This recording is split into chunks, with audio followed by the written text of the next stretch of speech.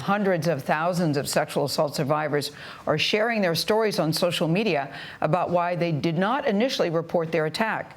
Chessy Prout and her mother, Susan, became advocates for survivors after Chessy was sexually assaulted by a classmate, Owen Labrie, 4 years ago.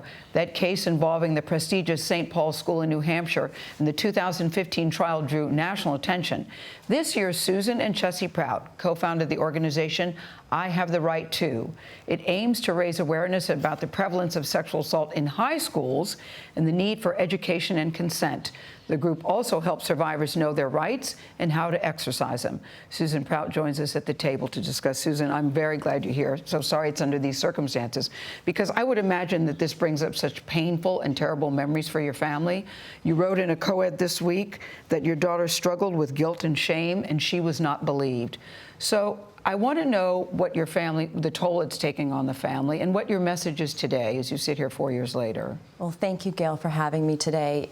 Indeed, sexual assault takes a toll on a whole family. It's affected how we live, where we work, and how we support Chessy, our daughter, as a survivor. So it's that needs to be known in the public. We very much believe that we still have a rape culture. And we'd like to try and shift that to a survivor-informed culture where people understand that after murder, sexual assault is probably one of the most egregious, heinous crimes against a human being. Mm-hmm.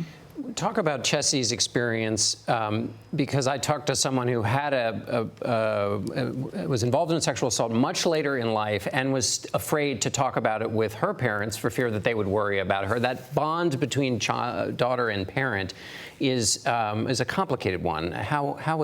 Explain your experience with that. I'm glad you asked that. My advice to parents listening today is to be a strong, grounded parent who can be available to your child if they come to you at any age with a story of their account of sexual assault. We can't fall apart. We need to help move the needle forward for our survivors so that their voices are heard and that justice in whatever form feels comfortable for them can be pursued. And one thing that was interesting in my conversations about this is that you say not fall apart, but then also don't smother and suggest that because this has happened to you, you are somehow weak, you somehow can't participate in the rest of a functioning life. I hope Chessy has been able to show that through writing her memoir about her experience, I Have the Right To, that she has not fallen apart. People need to support survivors, but not take the lead. Sexual assault is a crime of power. You need to give the power back to their survivors. Do you worry now, especially after looking at this week, how people are vilified when they come forward? Do you worry now that people will be reluctant to come forward? Is that a concern Absolutely. for you? It's been a roller coaster of emotions this week, but I fervently hope that survivors out there watching these proceedings don't retreat.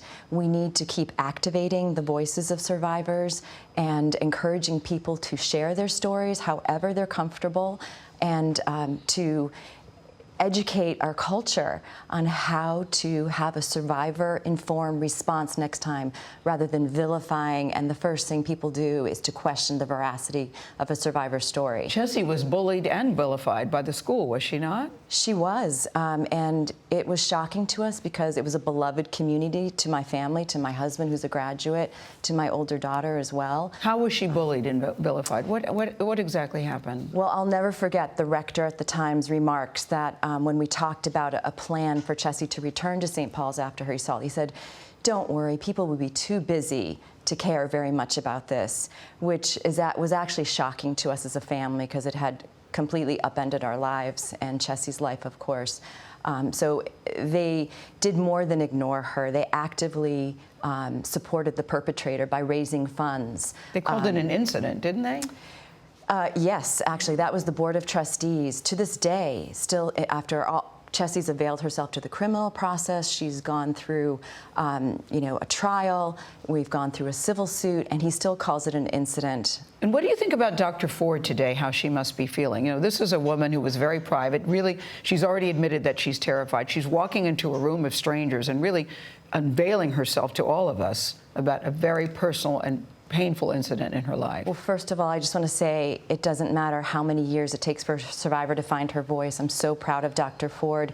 I thought of her last night as I was trying to go to sleep. I'm sure she didn't sleep at all last night. It is, you know, it's so important to own your voice when you can, because the trauma never goes away. It's always there. I've talked to 80-year-old survivors who've disclosed for the first time. So we're with Dr. Ford today and know she's already succeeded by coming forward. All right, Susan Prout, thank you so much for sharing your and Chessy's story with us. Appreciate it.